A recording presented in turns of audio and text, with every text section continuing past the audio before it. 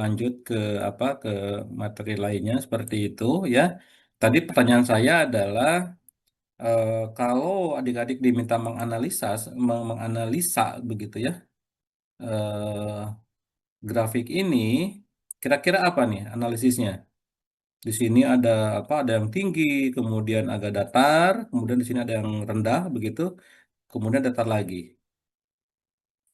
Kira-kira apa? Ini berkaitan dengan apa nih? Coba ya. Tadi di di slide sebelumnya, yang ini kan kita tahu ya, ini ada tinggian, berarti kita tahu bahwa di sini ada batuan yang punya rapat massa yang besar. Nah, sekarang kalau seperti ini gimana analisisnya?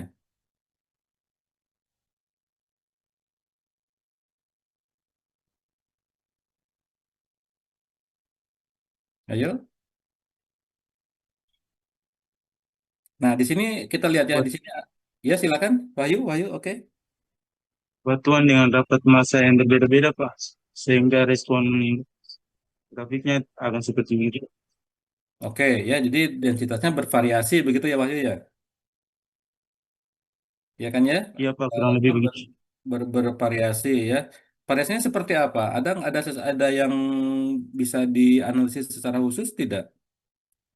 Kita lihat ya di daerah sini, ya, di area sini ya, kita lihat anomali. Mungkin harus pakai yang warna lain supaya apa?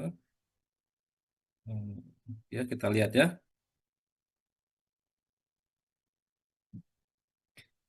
Di area sini ya kita nilai gravitasinya cukup tinggi seperti itu kan, berbeda dengan di area ini gitu kan, ya, berbeda dengan di area ini. Ini katakanlah maksimum gitu ya, ini nilainya maksimum, sementara di sini nilainya minimum seperti itu. Nah, tentu ini berkaitan dengan batuan di bawah ini begitu ya. Ini ada nilai misalnya rho 1, ini rho 2 gitu kan, seperti itu. Nah, jadi apa ini, kita bisa mengatakan apa? Berarti di daerah sini ya itu didominasi oleh batuan dengan rapat massa yang tinggi ya, karena di sini besar kan. Berarti rho 1 lebih besar dibandingkan dengan rho 2 seperti itu ya.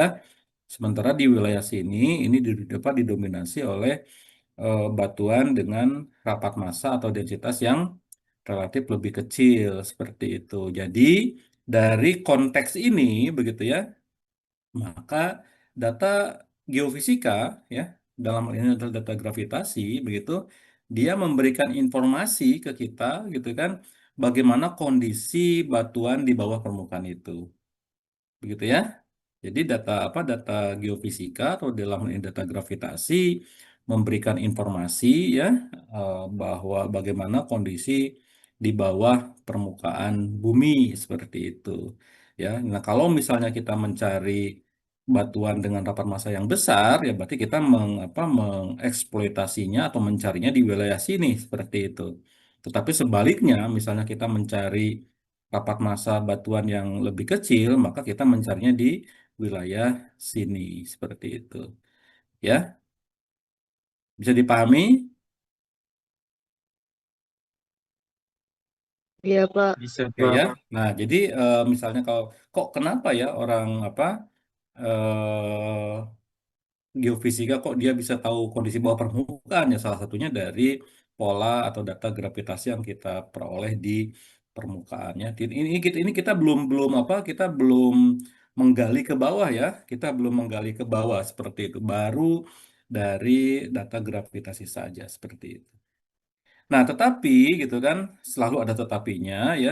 Kondisi yang sangat ideal ini tentu di alam tidak sesimpel ini gitu kan. Kenapa? Karena di alam ini berkaitan dengan topografi, tadi kan saya katakan di awal gitu kan. Topografi di atau permukaan bumi itu kan tidak rata gitu seperti yang sebelumnya seperti itu ya. Ada yang ada yang turunan, ada yang tanjakan begitu kan, seperti itu. Ada yang puncak, ada yang lembah seperti itu ya. Itu yang pertama. Kemudian selain adanya topografi juga di bawah sana tidak hanya terdiri dari batuan yang single gitu kan, seperti digambarkan sebelumnya. Kalau kita melihat gambar ini gitu kan, Kalau kita melihat gambar ini, sekarang ini adalah ruang hampa gitu ya. Ini tanpa ini tidak ada apa-apa begitu. Sementara di sini ada row satu dan row 2 seperti itu gitu kan. Jadi apa namanya? Relatif apa langsung bisa dikaitkan. Ini tinggi, ini berarti berkaitan dengan nilai batuan yang ini. Ini rendah, berarti ini berkaitan dengan batuan yang ini, gitu kan? Karena di apa di antaranya itu seperti ruang hampa seperti itu kan? Ya, tapi pada kenyataannya kan tidak seperti itu, gitu kan? Di permukaan bumi itu banyak sekali perlapisan bumi ya. Maka ini saya gambarkan bahwa di sini ada nilai rho ya, ini ada rho satu, ini rho 2 gitu kan. Ini rho 3 ya. Jadi adanya topografi, kemudian ada juga batuan di sekitarnya atau pelapisan bumi itu membuat nilai gravitasi yang terukur itu tidak serta-merta atau tidak secara langsung menggambarkan hanya dua batuan ini, ya, seperti itu. Dengan kata lain, medan gravitasi ini saya highlight dengan warna kuning. Medan gravitasi yang terukur oleh gravimeter gitu kan, itu merupakan akumulasi dari berbagai faktor. Apa tadi faktor utamanya?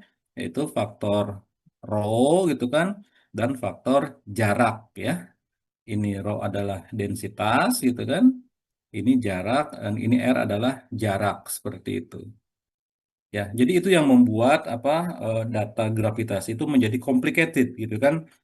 Tetapi konsepnya harus kita paham gitu kan. Konsep dasarnya harus kita pahami bahwa nilai gravitasi tinggi itu berkaitan dengan nilai densitas yang tinggi.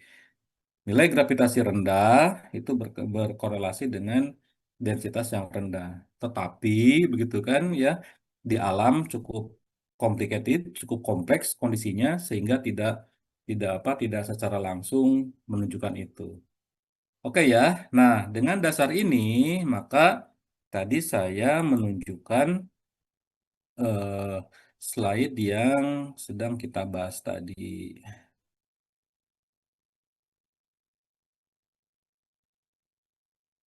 Kalau tidak salah yang ini ya.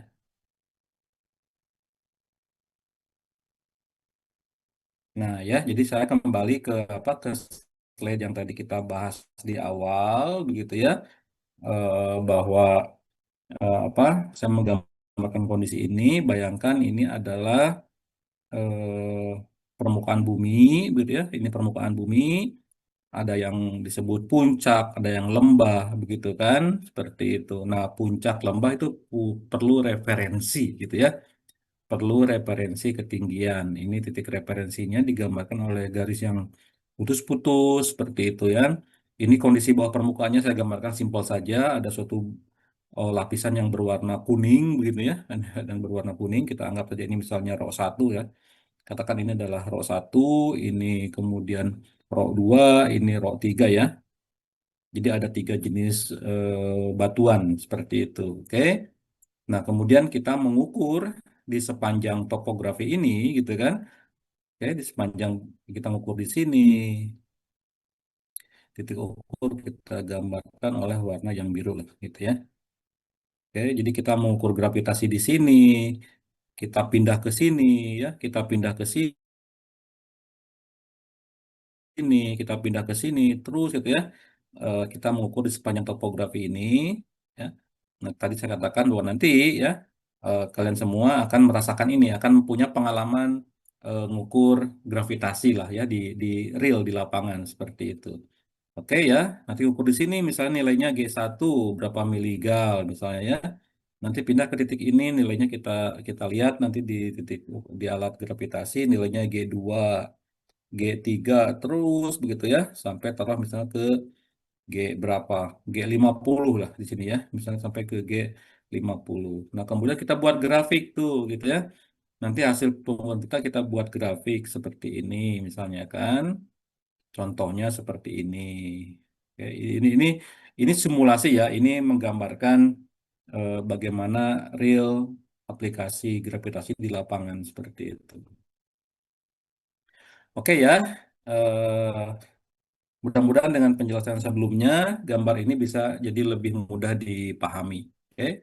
Jadi pada intinya adalah medan gravitasi yang terukur oleh gravimeter, oleh alat ukur gravitasi itu merupakan akumulasi dari berbagai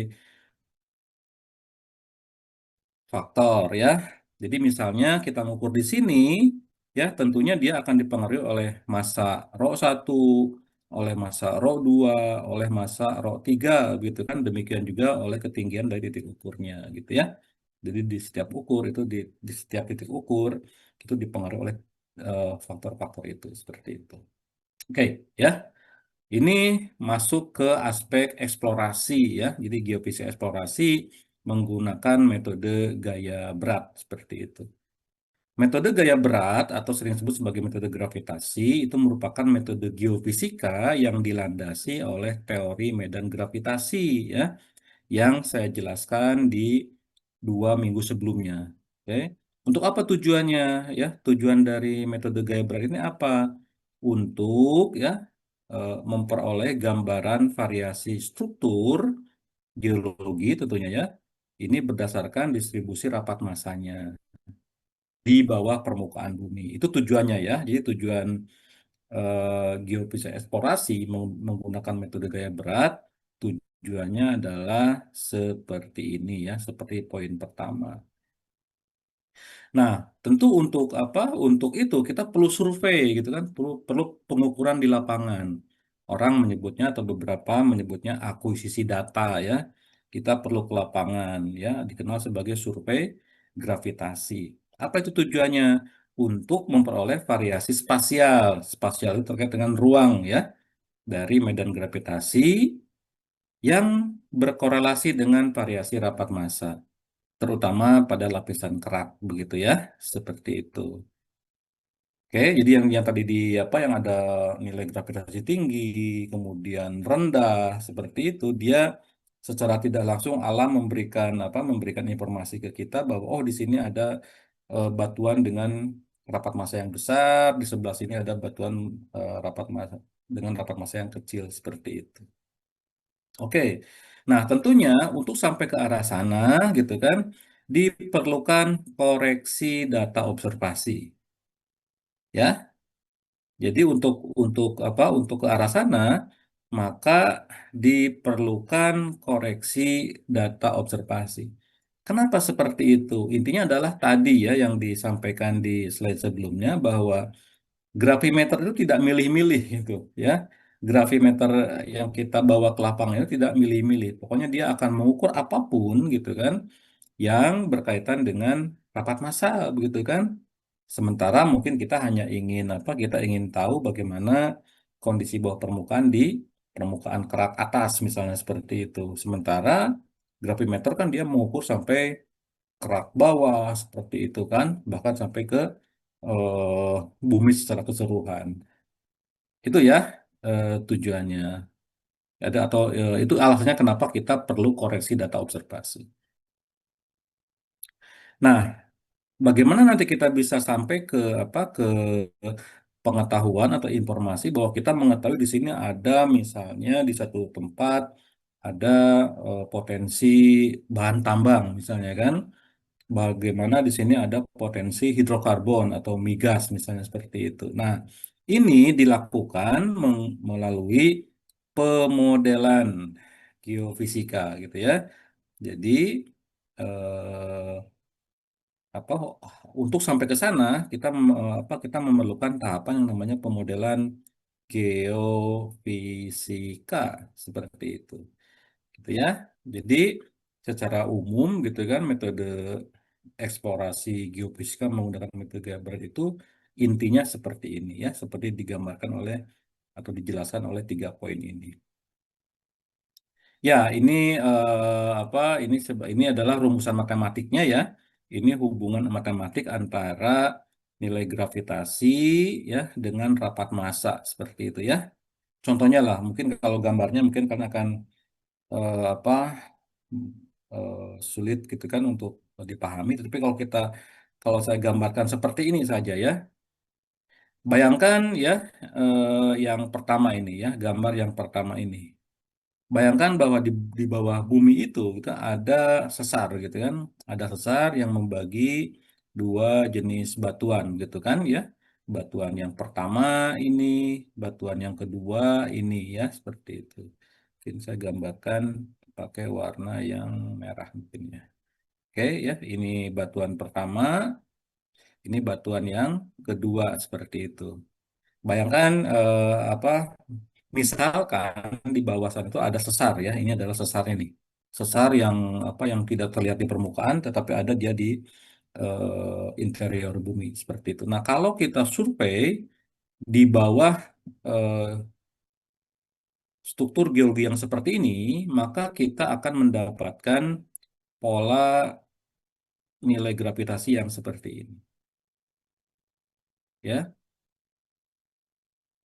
oke. Ini berdasarkan teori seperti itu.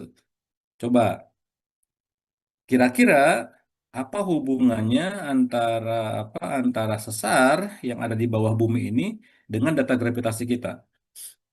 Ada nggak hubungannya?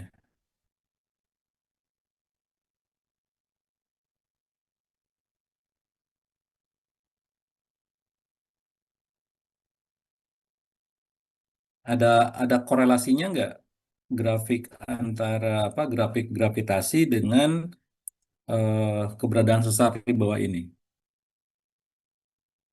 Adik-adik tahu kan sudah tentu belajar tentang sesar ya.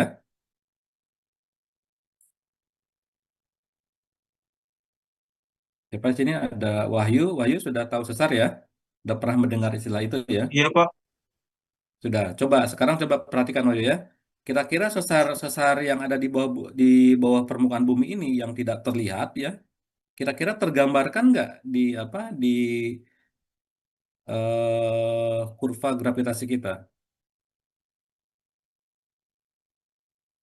tergambarkan Pak di yang ada eh, Turunan itu yang ya? ada perubahan itu Pak.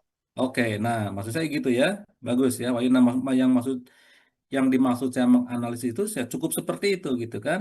Ternyata keberadaan sesar gitu kan itu tergambarkan oleh pola yang menurut Wahyu tadi seperti ini. Ini kan maksudnya Wahyu ya? Iya Pak, Betul dari ya? awalnya dia mendata dari bawah terus dia perubahan ke atas. Good ya, seperti itu. Nah, sekarang kalau saya tanya ini kan ada rho satu. Ini misalnya rho satu ya. Ini misalnya adalah rho satu. Ini rho satu.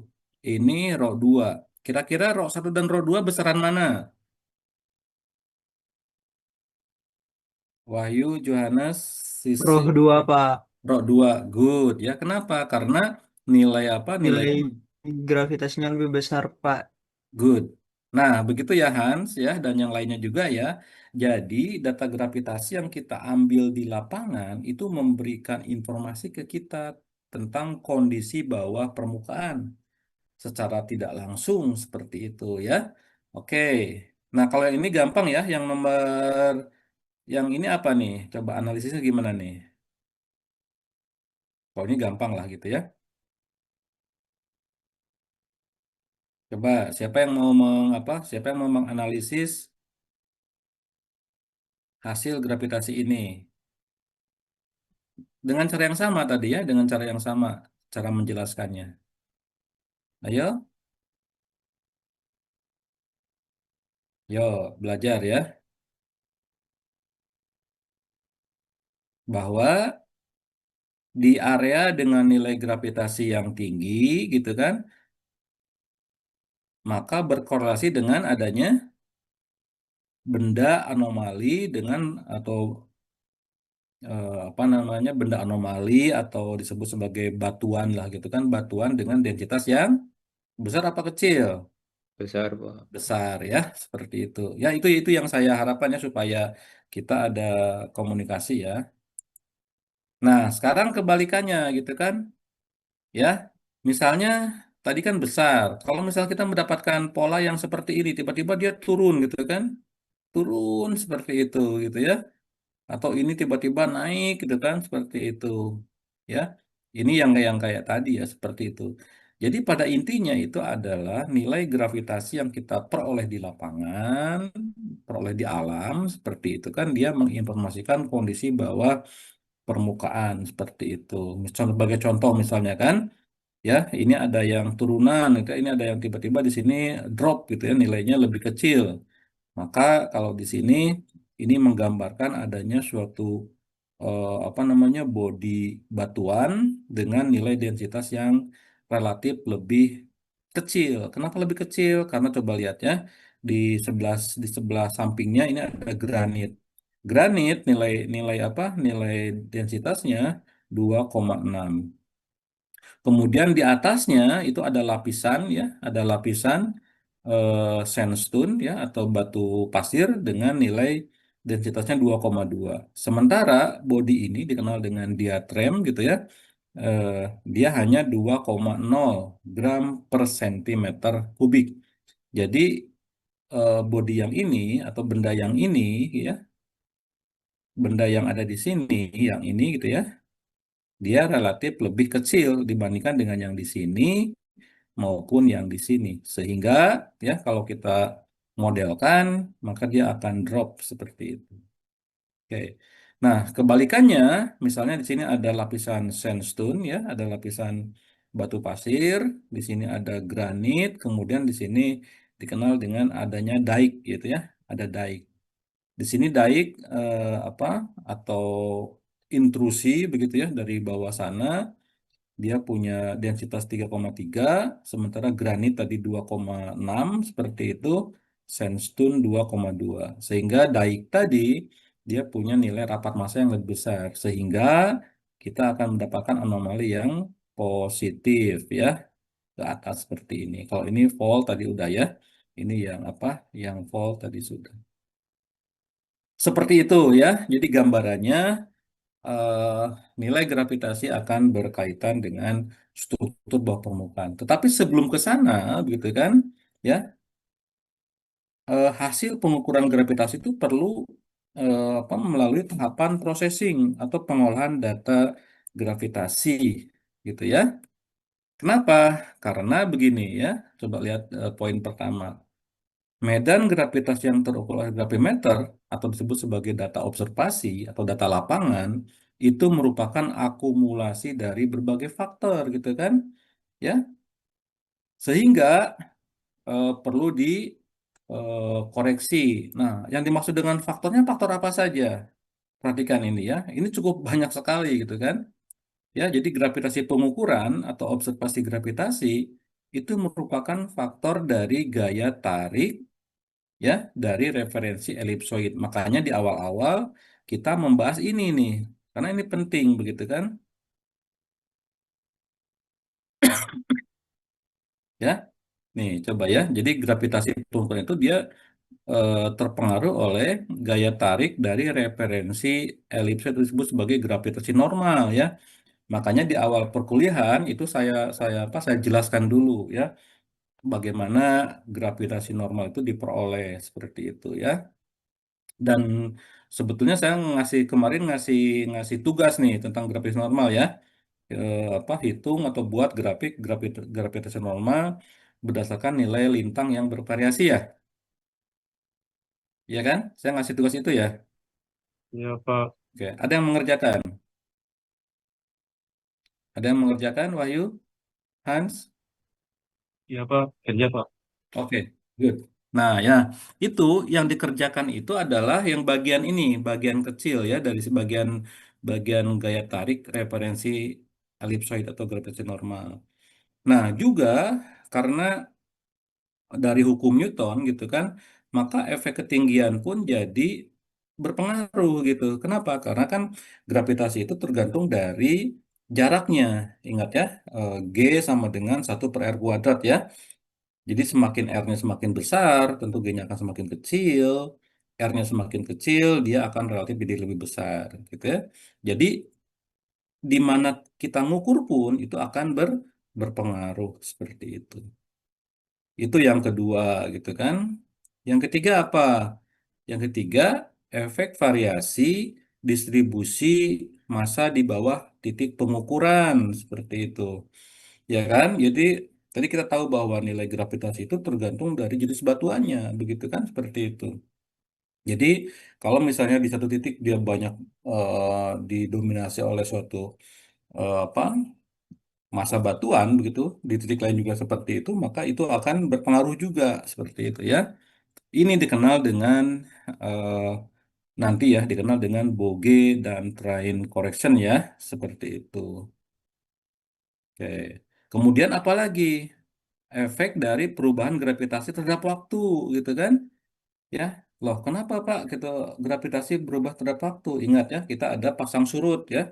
Ada pasang surut artinya gaya tarik bumi dengan bulan dan matahari seperti itu begitu ya. Karena tentu dia juga akan timbul gaya gravitasi seperti itu ya. Sementara kan kita berotasi gitu kan, bumi berotasi mengelilingi matahari, demikian juga dengan bulan, maka akan ada variasi temporalnya gitu kan. Ya, kemudian efek dari pergerakan tempat pengukuran. Ingat, saya sudah pernah menjelaskan kita bisa mengukur gravitasi di land ya, di daratan, bisa juga di lautan, bisa di apa? Bisa di udara juga, bahkan bisa di satelit. Ya tentu kalau di laut ya atau dikenal dengan marine gravity dan airborne gravity di udara begitu, tentu kita memerlukan platform ya, kita memerlukan pesawat misalnya kalau di udara begitu kan, ya. Nah, pesawat kan juga bergerak kan, pesawat bergerak. Nah, pergerakan pesawat ini juga tentu akan mempengaruhi pengukuran gravitasi sehingga itu pun harus dikoreksi, dikenal dengan earth force seperti itu. Ya, kemudian ada efek isostatik begitu ya. Nanti detailnya saya jelaskan di bagian akhir ya, seperti itu. Dan yang terakhir begitu efek dari variasi rapat massa di lapisan kerak dan mantel atas. Nah, kenapa saya yang bagian terakhir ini saya kasih warna merah begitu? Karena inilah gitu kan yang ingin kita ketahui secara umum begitu kan di eksplorasi gravitasi. Jadi kita ingin tahu bagaimana pengaruh massa atau distribusi massa di lapisan kerak dan lapisan mantel ya, mantel bagian atas. Ini yang terkait dengan eksplorasi gitu kan. Baik itu eksplorasi bahan tambang maupun eksplorasi migas seperti itu ya. Nah, sekarang bayangkan begitu kan. Ini ada berapa efek coba? Ada satu, dua, tiga, empat, lima, enam, tujuh, delapan gitu ya. Paling tidak ada delapan eh, apa? Ada delapan efek yang bisa mempengaruhi nilai gravitasi kita seperti itu. Sementara yang kita ingin ketahui itu hanya bagian akhir aja gitu kan, ya. Efek dari variasi rapat massa di lapisan kerak dan bagian mantel, ya. Sementara itu yang disebut sebagai anomali gravitasi, ya. Itu yang disebut sebagai anomali gravitasi. Sementara yang sisanya, yang saya kasih warna biru, itu disebut sebagai faktor koreksi gravitasi, gitu kan? Ya. Nah, karena kita hanya ingin tahu bagian-bagian ini saja seperti itu, ya, maka gravitasi pengukuran itu harus dikoreksi dengan ini semua begitu ya, dengan yang warna biru semua seperti itu. Ya, bisa dipahami sampai di sini?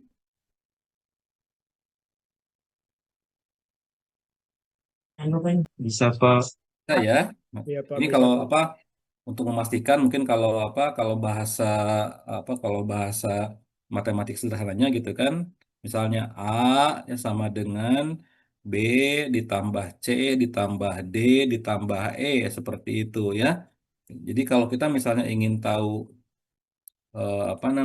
ingin tahu yang E gitu kan, seperti itu, maka E sama dengan A dikurangi B tambah C tambah D seperti itulah gitu ya. Nah, ini disebut sebagai supaya lebih clear ya. Ini adalah titik pengamatan atau observasi ya, seperti itu. ini disebut sebagai koreksi gitu ya. Ini disebut sebagai anomali ya. Sesimpel itu. Oke. Nah, jadi ya atau pertanyaan pertama, bagaimana kita menentukan koreksi-koreksi gravitasi? Nah, ini ditentukan menggunakan pendekatan teoritis, ya, menggunakan pendekatan teoritis. Maka namanya disebut sebagai gravitasi teoritis, gitu ya. Maka disebut sebagai gravitasi teoritis. Kenapa? Karena didekati atau dihitung secara teoritis, ya, secara teori, menggunakan teori fisika, gitu kan. Nah, anomali gravitasi itu tidak lain adalah gravitasi pengukuran dikurangi gravitasi teoritis, kalau begitu kan. Ya, jadi anomali gravitasi disebut sebagai ya anomali gravitasi secara matematika sama dengan observasi atau pengukuran ya dikurangi dengan teoritis gitu kan, seperti itu. Ya. Nah, kalau kita menggunakan simbol-simbol atau istilah-istilah atau singkat-singkatan ya untuk pengaruh gravitasi tadi kita, kita bisa menggunakan misalnya gini, GOBS itu ini pakai OBS ini dari observasi ya, artinya ini gravitasi pengukuran. Nanti kalau misalnya kita ke lapangan bawa gravimeter maka itu disebut sebagai gravitasi pengukuran ya, karena kita mengukur di lapangan langsung seperti itu. Oke, kemudian GN itu adalah gravitasi normal. Apa itu gravitasi normal? Itu yang kita bahas di 2 minggu yang lalu, seperti itu kan. Bahkan di minggu sebelumnya juga kita bahas gitu ya. Ada rumusnya kan, ada sin dan ada sin kuadrat, ada sin gitu ya. Ini disebut sebagai gravitasi normal. Ini Boge correction gitu kan. Ini koreksi Boge. Ini maksudnya untuk mengkoreksi keberadaan massa di bawah titik pengamatan seperti itu. Drip correction nanti ada ada istilahnya ya, nanti kita kita bahas aja nanti di bagian selanjutnya. Oke, tetapi ini ada koreksi drip atau di bahasa terjemahannya adalah koreksi apungan ya. Kenapa? Itu karena kelelahan dari alat seperti jadi gravimeter kita karena dia pegas begitu kan, ya maka dari satu titik ke titik lain kita bawa terus kan akan terpengaruh oleh pergerakan, akan terpengaruh oleh suhu matahari gitu kan, ya karena pegas itu kan bisa dari metal dia bisa memuai dan eh, mengkerut begitu ya tergantung dari suhu gitu. Outpost nanti ini kalau terkait dengan pengukuran menggunakan eh, apa eh, pesawat begitu ya, jadi ada pergerakan pesawat ini lebih ke outpost seperti ini. Nah, ini ada free air. Nah, ini ada free air correction ya. Ini berkaitan dengan ketinggian titik ukur gitu kan. Berkaitan dengan ketinggian titik ukur. Ada train correction juga sama ya. Ini bagaimana pola topografi di sekitar titik pengamatan. Ada tidal tadi dikatakan ya. Koreksi tidal itu kenapa? Karena ada gaya gravitasi antara bumi, bulan, dan matahari. Itu pun harus kita koreksi karena kita bukan itu yang kita inginkan gitu kan, sehingga itu harus harus dibuang, itu harus dihilangkan dari data pengukuran kita. Ada juga isostatic correction ya. Ini terkait dengan sebetulnya teorinya adalah teori hidrostatik sebetulnya ya. Nah, kalau secara matematis ya, walaupun ini terlihat ruwet ya, tapi jangan jangan dibuat ini ya, jangan dianggap ini penjumlahan seperti biasa lah gitu kan. Jadi tadi saya katakan geobservasi itu merupakan akumulasi dari ini semua nih, seperti itu ya. Akumulasi dari ini semua, ada drip, tidal, free air, simple Boge, ada train, ada outpost ya, yang tadi ada isostatik seperti itu. Sementara yang kita inginkan adalah ini ya, sehingga anomali sama dengan geobservasi ini adalah teoritis ya. Ini adalah teoritis atau G teoritis. Seperti itu ya. Ini pengukuran nih. Ini pengukuran. Oke ya. Jadi walaupun ini banyak apa komponennya, tapi ini tidak lain hanya pengurangan dan penjumlahan saja seperti itu ya. Jangan jangan dilihat terlalu ruwet ya, walaupun banyak seperti itu. Oke, nah sekarang koreksinya gimana? Koreksinya gitu, koreksinya seperti apa ya? Ini sepintas saja ya supaya adik-adik sudah tahu aja gitu ya. Nanti kalau detailnya rasanya ada kuliah tersendiri ya terkait dengan ini. Misalnya tidal correction atau koreksi pasut, ini pengaruh gaya tarik bulan dan matahari ya. Ini perhitungannya sudah dikomputerisasi. Nah, sebagai contoh dari Longman ya. Ini sementara ini diterima saja ya. Jadi ini biasanya sudah ada program khusus gitu ya untuk untuk menghitung correction tidal ini gitu ya. Kemudian ada drip correction. Kenapa kita perlu koreksi drip atau koreksi apungan? Karena tadi pengaruh dari sifat mekanis pegas. Ingat ya, gravimeter itu adalah sistemnya pegas, dia terbuat dari metal. Biasanya kan metal kalau kena matahari atau kena dingin dia akan terpengaruh seperti itu. Sehingga kita harus koreksi juga gitu. Nah, juga ada latitude correction atau koreksi lintang ya. Ini sebenarnya terkait dengan gravitasi normal ya. Ingat ya, gravitasi normal itu adalah fungsi dari lintang. G sebagai fungsi dari lintang. Seperti yang pernah saya tugaskan. Ya nanti di akhir kuliah kalau ada adik yang mau menunjukkan hasilnya akan bagus ya. Nah, ini free air correction, ini sudah ada rumusnya seperti ini ya. Ini adalah rumus free air correction seperti itu gitu ya. Ini rumusnya dari mana nanti jangan dulu tanya jangan dulu bertanya dari mananya, pokoknya terima saja dulu ya. Di sini H itu adalah ketinggian titik ukurnya. Oke. Demikian juga dengan bogey correction ini sudah ada rumusnya ya. Jadi ini sudah dari mana munculnya ini dari teoritis gitu kan. Ya, ini sudah ada rumus-rumus standarnya. Jadi kalau nanti pada saatnya nanti ada adik mau menggunakan ya tinggal gunakan saja rumus ini. Ya, demikian juga dengan train correction nanti ada formulasi tersendiri. Outpost correction ya bisa menggunakan rumus ini ya. Outpost correction.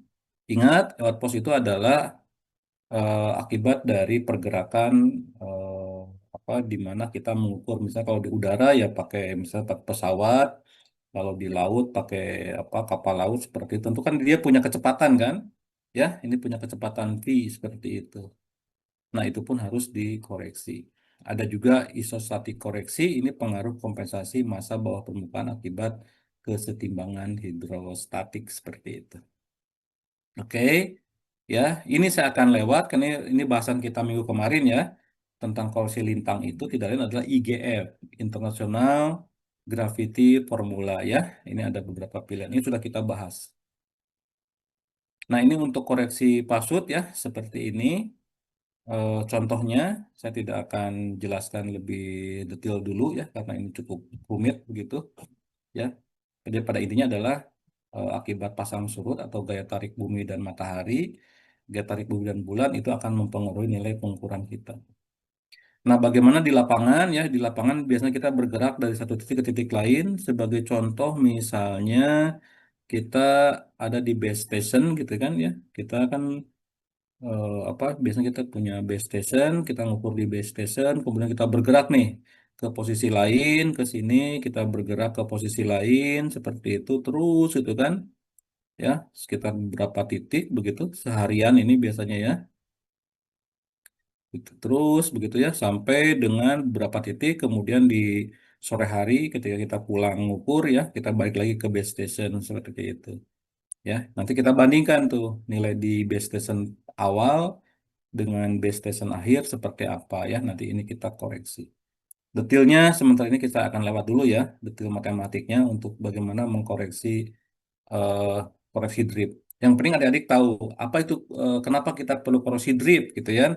Adik bisa menjelaskan apa itu koreksi drift ya. Ini juga apa koreksi pre-air ya. Ini detail-detail penjelasannya akan saya lewat juga ya. Ini akan saya lewat dulu tentang koreksi topografi. Saya akan langsung masuk ke ini sebetulnya ya. Saya akan masuk ke apa inti dari anomali gravitasi ya. Nah, ini adalah anomali gravitasi.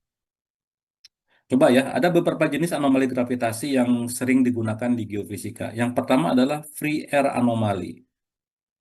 Apa itu free air anomaly? Free air anomaly itu adalah ga- geobservasi atau pengukuran gravitasi yang kita lakukan di lapangan itu dikoreksi oleh 4 komponen ini. GN, G-drip, G-tidal, GFA. Apa itu GN? Ada yang ngikutin? Ya, harusnya hafal ya. Apa itu tadi GN?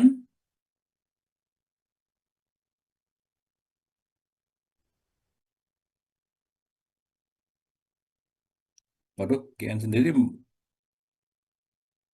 lupa ini apa gravitasi normal ya. GN itu N itu dari normal. G drip apa itu G drip? Gravitasi akibat drip ya atau apungan. G tidal kenapa G tidal tadi? Apa tadi maksudnya G tidal? Gravitasi akibat pengaruh pasang surut bumi ya, gaya tarik bumi dengan bulan dan matahari. Free air ya, ini akibat dari ketinggian seperti itu. Oke ya, itu free air anomali. Ada juga simple Boge anomali atau anomali Boge simple ya. Anomali Boge simple itu adalah lagi observasi dikurangi ini semua ya. Sementara ada komplit ya, tadi Boge anomali simple atau anomali Boge sederhana, ada anomali Boge komplit gitu ya. Kalau komplit bedanya dengan sederhana adalah adanya G-trine di sini ya. Seperti itu. Kalau isostatik anomali ya, yaitu bedanya dengan yang sebelumnya ada isostatik seperti itu. Oke ya. Nah, ini alur pengolahannya seperti ini begitu ya. Alur pengolahan dari data gravitasi mulai dari gravitasi pengukuran ini yang kita peroleh di lapangan ya menggunakan gravimeter, kemudian kita koreksi pasut, kita koreksi udara bebas begitu ya. Kita dapatkan pre-air anomali atau anomali udara bebas, kita koreksi Boge, kita dapat simple Boge anomali, kita koreksi topografi, kita punya komplit Boge anomali, kita koreksi isostatik, kita punya isostatik anomali. Ya, silakan takut sebelum apa? Sebelum mungkin ya belum tertangkap semuanya seperti itu. Silakan di apa di apa di screenshot begitu ya, di apa di foto ya. Kemudian nanti adik baca lagi di rumah begitu ya. Kalau masih belum paham ya, nanti tolong ditanyakan di minggu apa minggu yang akan datang seperti itu. Oke ya. Nah, coba siapa yang mau sharing hasil apa? Hasil pekerjaannya, tugasnya? Wahyu, biasanya Wahyu. Oh, boleh Pak. Oke ya. Sebentar Nah, Pak. ingat yang akan di ini, yang akan ditunjukkan Wahyu sekarang itu adalah GN atau gravitasi normal ya.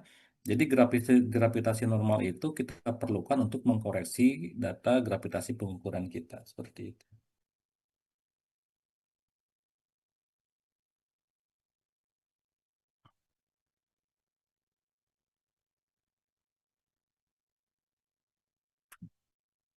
Oke, good. Apa sudah kelihatan Pak?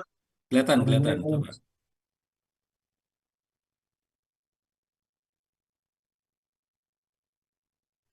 Ya, silakan. Nah, ini ada yang Pak tugaskan kemarin yaitu mencari nilai IGF ya, indeks gravitasi Mhm. internasional gravitasi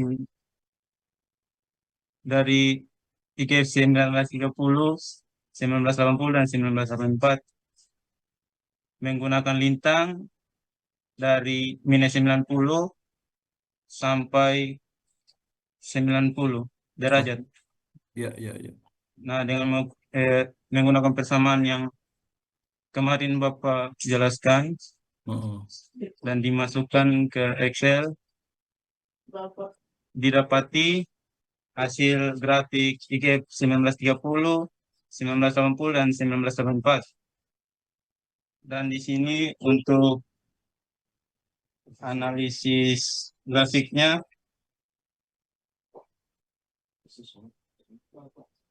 Oke.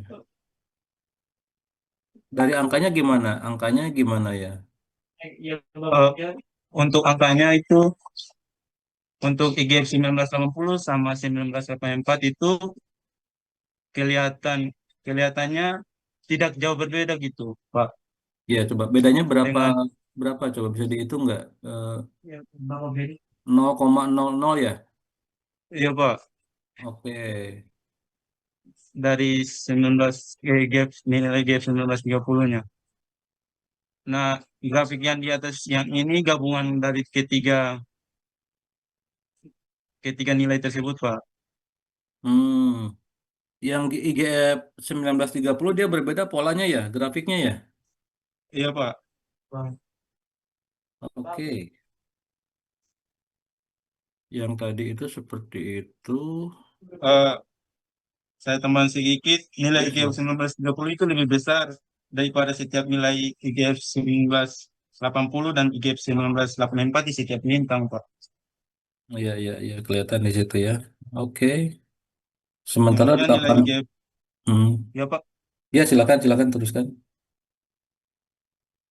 kemudian nilai IGF 1980 dan IGF 1984 sangat dekat, tetapi nilai IGF 1984 sedikit lebih kecil daripada nilai IGF 1980. Selisihnya kurang lebih 0,00014 Hmm. yang menunjukkan penyempurnaan kecil antara 1980 dan 1994. Ya, Contohnya di lintang minus 90 derajat itu kita bisa lihat untuk nilai setiap nilainya IGF 1930 ini nilai nilainya 9,8321866. hmm. Kemudian IGF 1980 9,7666548. Hmm. Kemudian nilai IGF 1984 9,7665834. Selisih antara 1980 dan 1984 itu berdekatan. Ya, ya, ya. Nah, kemudian kita coba lihat kurva dan analisis. Kurva IGF 1930 itu berada di atas dua kurva lainnya. Ya, ya. Begitu, Pak. Oke, oke. Nah, coba Dan semua ya, Pak. oke Wahyu Ya, ya, Pak. coba kalau di ekuator sama nggak nilainya? Ekuator berapa nilai lintangnya? Iya, betul. Ekuator itu di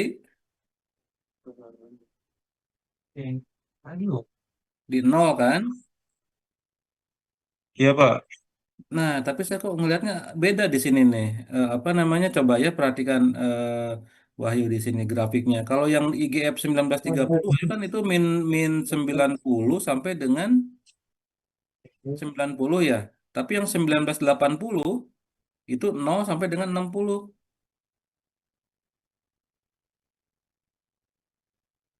Oh, baik, Pak. Kemungkinan itu salah interpretasi, Pak. Salah plot kayaknya ya. Salah plot nggak? Coba